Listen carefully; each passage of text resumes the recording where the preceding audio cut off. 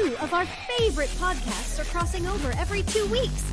Kate Achille of Up Next at Work and George LaRocque of WorkTech look at the tech, business, and people that impact our HR and WorkTech industry. It's a crosspod with a unique strategic lens on what's happening in our world. Enjoy! Hey, welcome back to Up Next at WorkTech. Hi, Kate. Hello, George. How we doing? Good.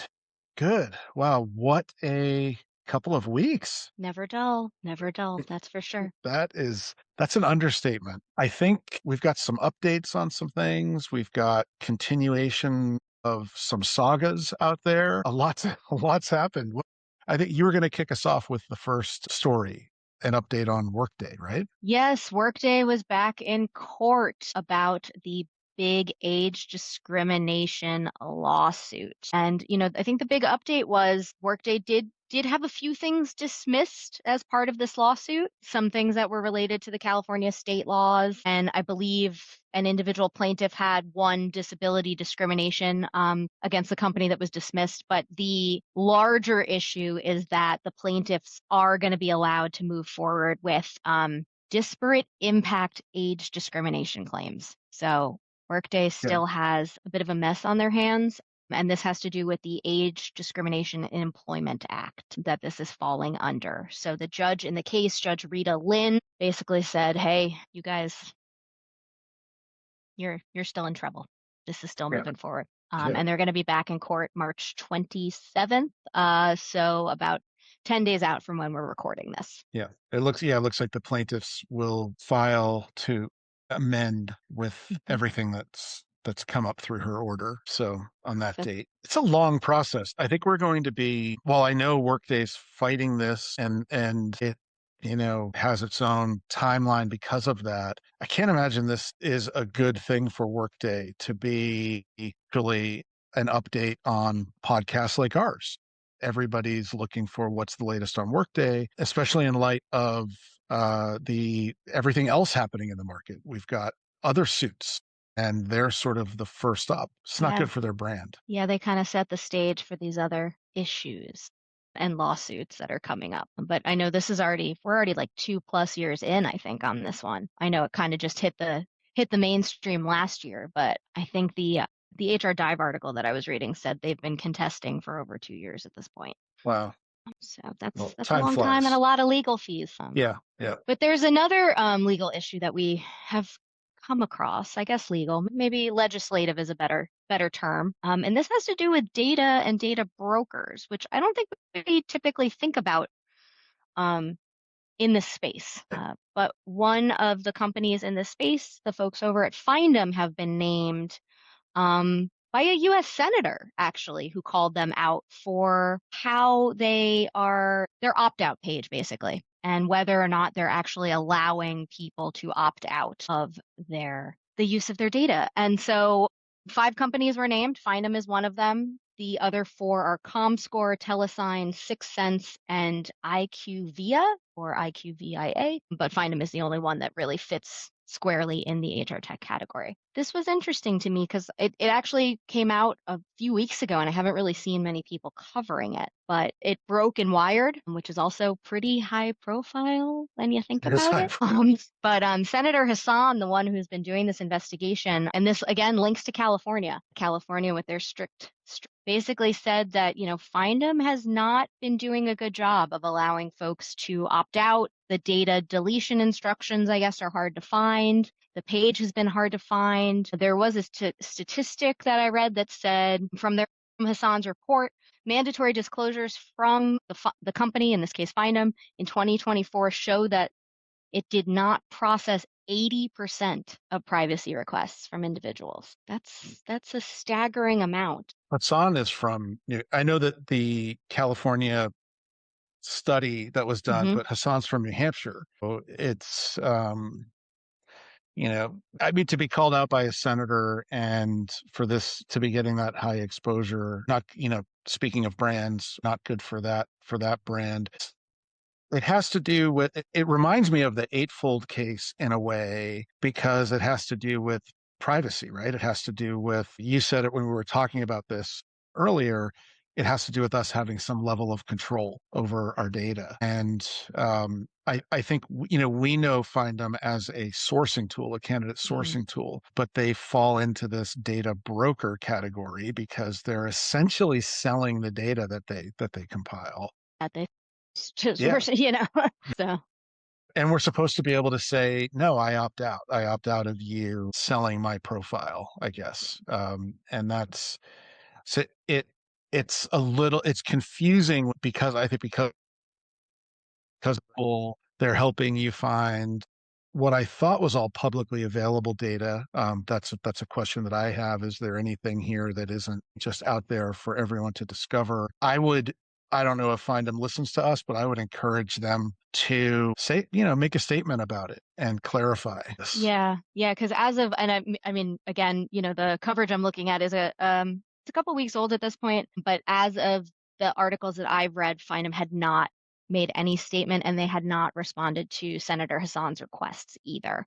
It looked like they had just kind of quietly removed their page so that it was, it remained available in Google, but it wasn't showing up really their privacy policy and other things. It looked like they were working on them. But again, this is something that people would like to have control over. I think some of this goes back a long time in the US. I mentioned while we were chatting before this, like can spam and the do not call list. This is something we've struggled with in the US for a long time of how do we control our information. And obviously in the AI era, that's getting more and more unwieldy for a lot of us, Yeah. especially, we talk about deep fakes and fraud and all these things, but for the real live humans who want to know who has what and who's saying what, it's important that we have easy access to opt out when we so choose, or Yeah. at least know what the process looks like.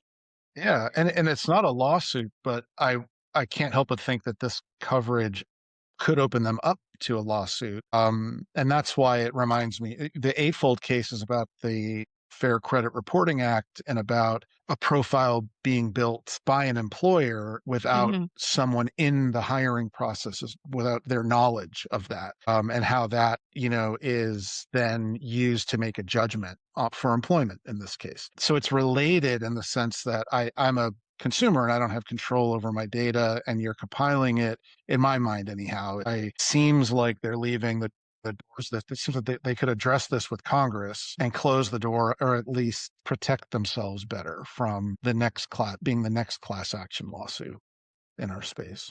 Otherwise, this landscape is going to look very different pretty soon with all these lawsuits. Which is the lawsuits are coming. I think, there are infractions, right? Or there are people who feel like there have been, and they're validating, or they're trying to address that when it comes to privacy and discrimination. And there's a real fear of AI. This is my segue to the recent study of all institutions, a very conservative institution, the Brookings Institute, which the study is all about AI and its impact on work, and a very conservative leaning institute has called for.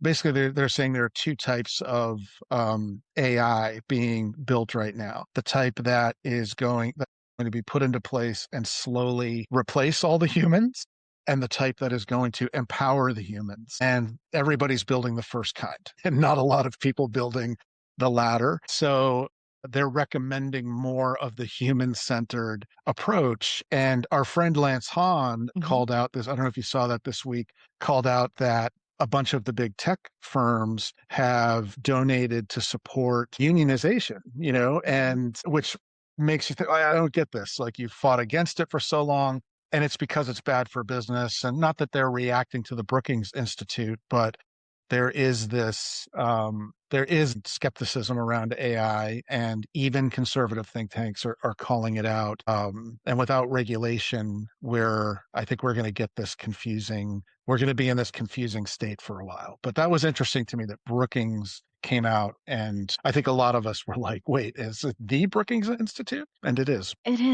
is. Yeah, no, I mean, that's really interesting. I think we've seen a lot of AI studies coming out. So the way Brookings broke it down, I think, is actually helpful to companies that are developing AI tools. Obviously, more and more of these studies are starting to pop up. One that I saw last week, the American Institutes for Research is launching what they're calling an AI century study. They are going to start to look at how it's shaping families starting now and like trace it for the next 100 years. I mean, I kind of disagree with them here. They think that this is going to be the first generation that's going to be the AI, like starting now. I think that kind of already has happened. So, agree to disagree there. But, they're looking at like cognition and learning, health and well-being, skills and work trajectories. Like they're going to be looking at all the things too. But we're not going to be here in 100 years, you and I.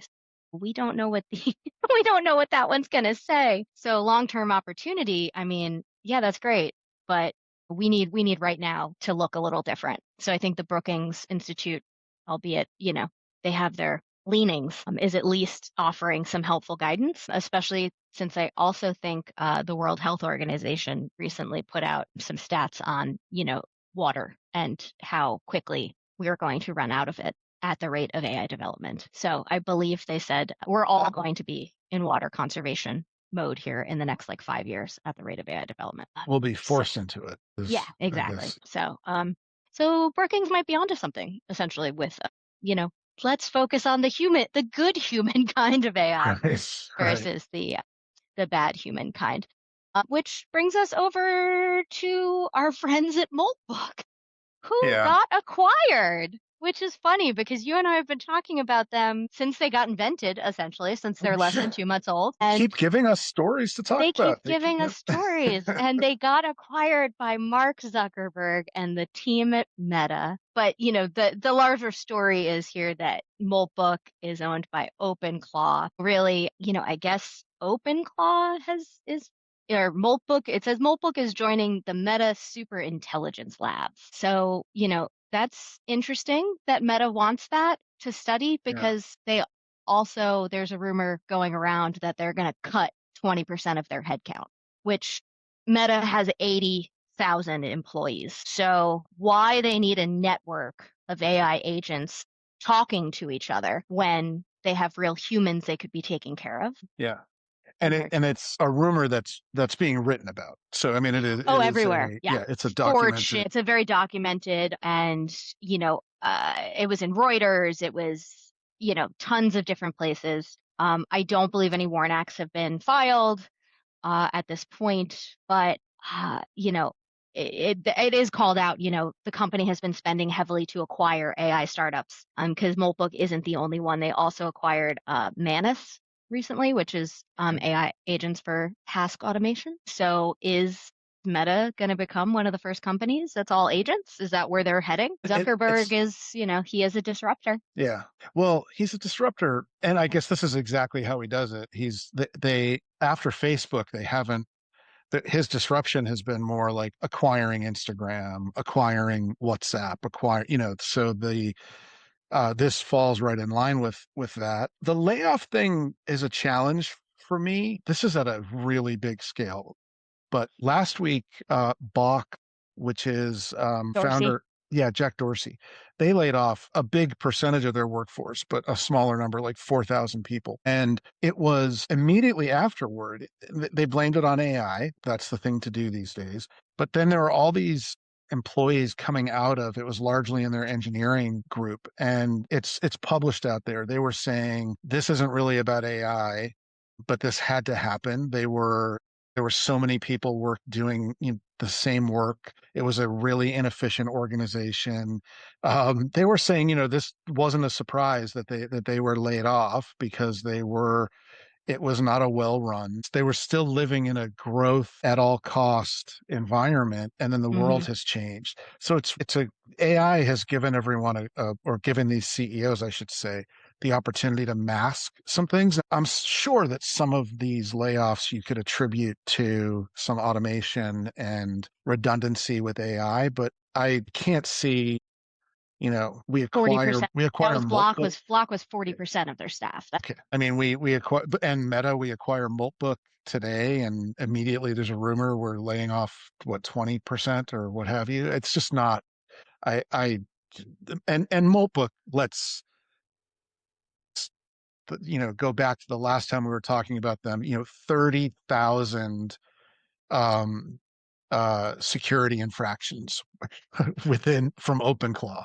And it's just, you don't acquire, like, I think acquiring like that, an acquisition like that needs to go to a company who can put some rigor around it. And it's an amazing technology and they need to get some rails on it, but it doesn't seem ready to replace 40% of your workforce if it's got those types of issues for an environment like Meta. So Well, and Meta is the problem with a company like Meta doing such a big layoff and block is then it sets the stage for other companies is yeah, also my fear. Atlassian did a layoff last week too. I think that was 1,600 people. These are all stacking up really quickly. And, we're not seeing, there's no response to the AI layoffs. There's no one saying, okay, but, it's helping us create these jobs. All we're hearing is we're laying off because of AI.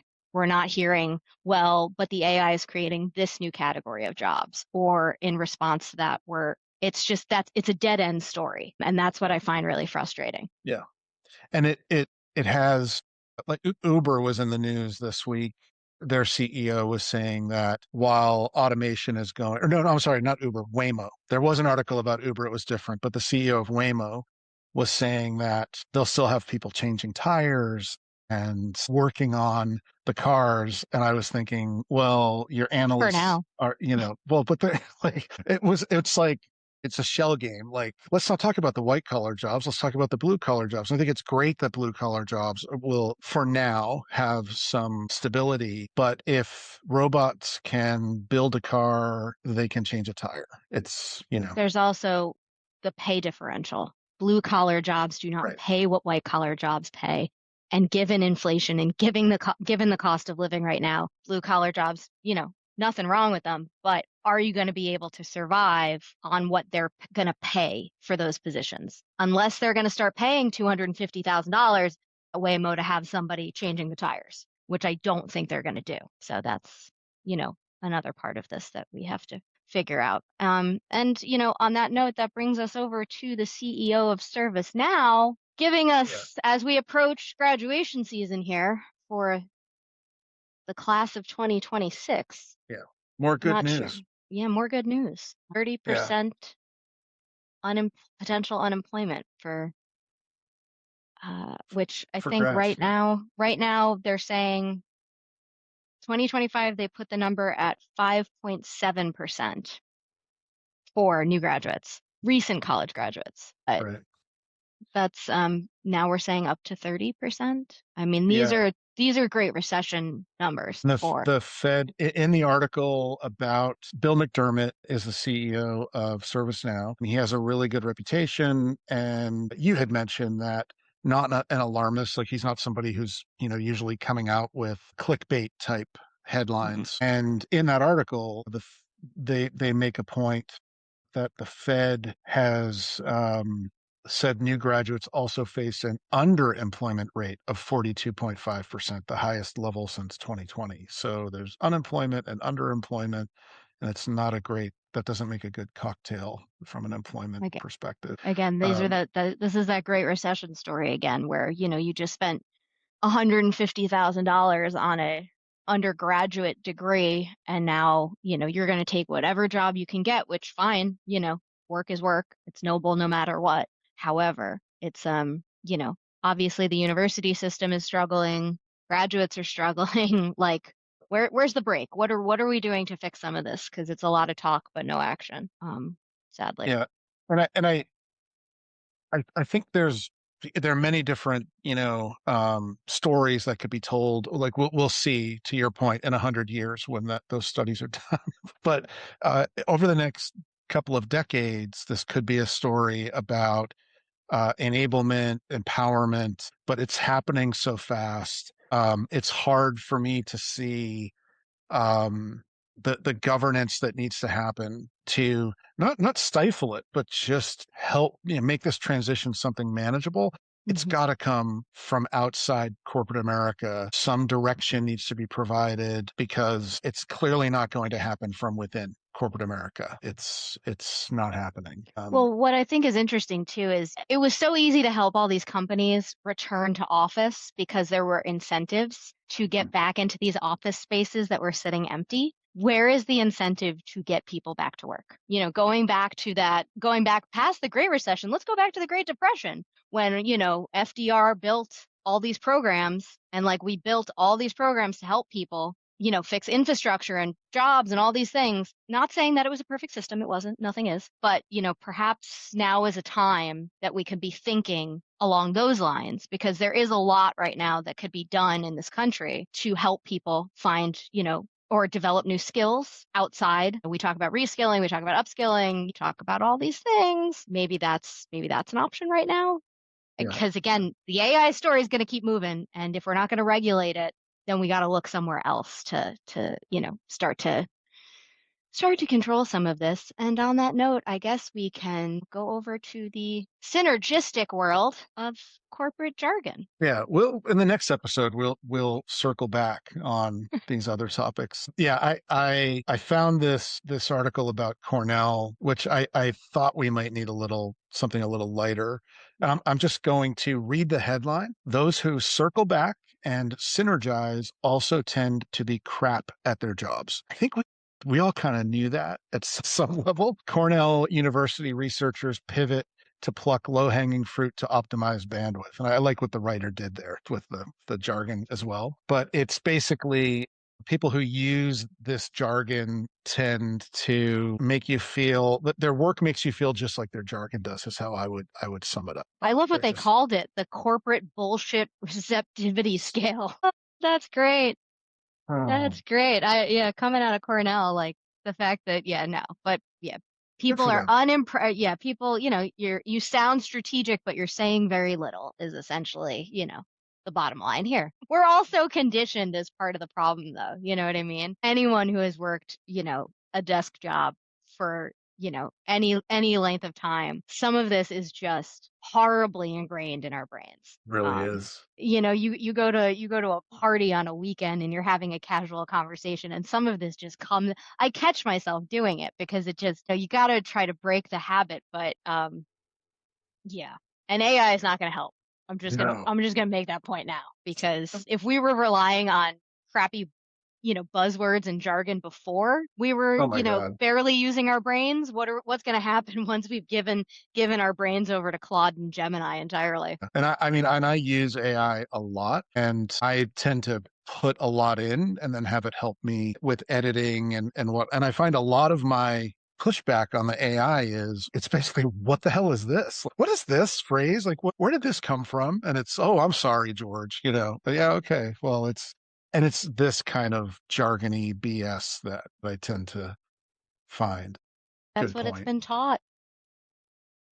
We're out here teaching the LLMs how to speak corporate. All right. Yeah. Well, there was some industry news as well to keep the high note going. We had one of the biggest funding rounds from a VC perspective that we've seen in a while. Do you want to take that one? Yeah, this is the folks over at Juicebox, $80 million Series B, and at a valuation of $850 million. And I think one of the reasons this is so massive too right now is, this is on the recruiting side of the space too. So, I mean, given what we're talking about with the job market and all the things that are happening, the fact that Juicebox has built a technology that is appealing enough to garner this sort of interest from investors, I think is really impressive. It says they've got more than 5,000 recruiting teams who are, sourcing through Juicebox at this point. Yeah, and it is a sourcing tool. I know there's a lot of like top of funnel because it's sourcing automation there,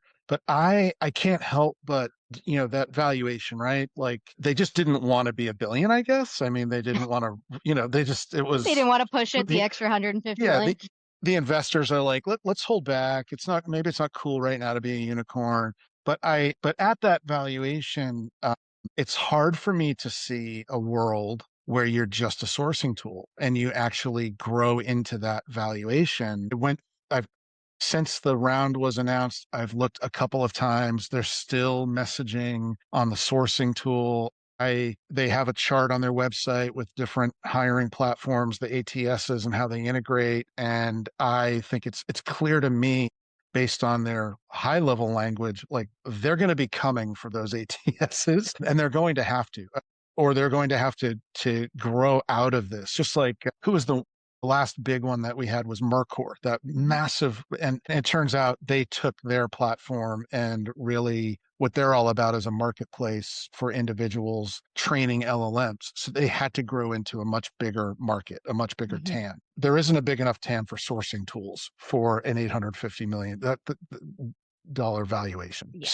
So keep your eye on Juicebox. Well, and yeah, even it says like in terms of their next chapter, they're obviously a little vague on the product roadmap. It says agents, sequencing, and talent insights.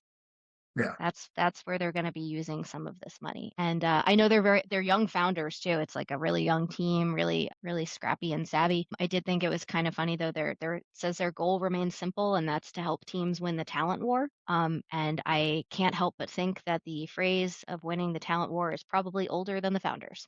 Oh my gosh. Yeah. Because that's like 1998, 99, I think McKinsey coined that. That's exactly Something like 90s. And so, I mean, all the best to them because this is really impressive what they've put together here. Yeah. I did think that was kind of funny. Well, I think All that right. brings us to the end, Rose and Thorn. Rose and Thorn.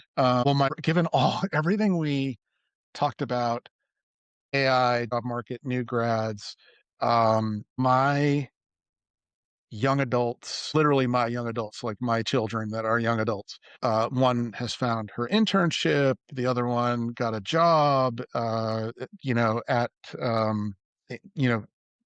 just off the Rutgers campus. So I'm just feeling like, okay, that's the Rose in all of this there. It was tough for the Rutgers student who's a freshman. So it's a job. That was harder than the UNC student getting access to an internship. I don't know what that tells me. If anything, it's a sample of two, but I felt good about that one. Do we do Rose and Thorn, or do you do your Rose and then we both do our You Thorns? can do your Thorn and then I'll do mine. Okay. My Thorn is war. It's not just low hanging fruit to keep with our jargony stuff. It is what keeps me up, literally keeps me up at night right now. I hide in my work all day and then I get horrified catching up on the headlines. And I feel like we're all watching this movie that we've watched before, but last time we didn't know we were going into it unwillingly, and this time it's like I don't want to be in this theater. I don't want to be watching this movie. I don't want to be. This is. I don't think anybody is in support of this, and it's bothersome for me. So that's my Thorn. Agreed. That's a very big thorn right now. Well, I will end with two smaller roses and thorns. My rose is I am 2 months out from my next competition, powerlifting competition. Okay. So that is going to take me to Corpus Christi. I've never been there before, so if anybody has any recommendations, please send them my way. Not easy to get there from New Jersey, which is surprising. The greater New York City area, it's usually easy to get everywhere, but this one's not so easy. And then my thorn is we're in March, so we're kicking off conference season, and I guess I got a little FOMO here. So I'm not going to, any of the conferences. So obviously Phenom was last week in Philly. This week is Unleash out in Vegas. Do feel for all of you folks who are going to be staying for 2 whole weeks in Vegas, though, to then go to Transform next week. Blessings to all of you. I hope you win big or at least have some good food. I don't know that I would want to be there for the full 2 weeks, but I will be watching from the sidelines here. And then, I think there's other stuff coming up too, like SIA Exec Forum and some other events. So I'll be watching from here. Well, I'll be at Transform. I won't be at Unleash, so I can let you know how that is. But I'm with you that these events are usually around 3 days, and I'm done. Like when I leave Vegas after the 3 days, I am like, this is not. It just you're on, and it's work, and it just sucks the energy out of you. So yeah, and there are a lot of people doing it. A lot of people that are hunkering down. Yeah. So yeah. Well, I hope everybody has a blast, and maybe we'll see some big news come out of both of those. I can imagine we will. And Yep. we'll be back soon. All right. All Take care, right. everyone. Bye-bye. Thanks for listening to or watching Up Next at WorkTech, brought to you by the Work Defined Podcast Network, the Devon Group, and WorkTech.